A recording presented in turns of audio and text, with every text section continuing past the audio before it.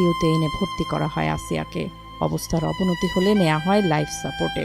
গলার আঘাত গুরুতর হওয়ায় শ্বাস নিতে হচ্ছিল যন্ত্রের সাহায্যে। বোনের স্বামীর সহায়তায় শিশুটিকে ধর্ষণ করে বোনের শ্বশুর। শিশুর মা ৮ মার্চ ৪ জনের বিরুদ্ধে ধর্ষণ ও হত্যা চেষ্টা মামলা করেন। গ্রেফতার হয় ৪ জনই। সারা দেশ ক্ষোভে বিক্ষোভে ফেটে পড়ে। ধর্ষণের প্রতিবাদে আন্দোলনে নামে বিভিন্ন সংগঠন। প্রতিবাদ সমাবেশ, সড়ক অবরোধ সহ নানা কর্মসূচিতে উত্তাল থাকে ঢাকা বিশ্ববিদ্যালয়, শাহবাগ সহ সারা দেশ।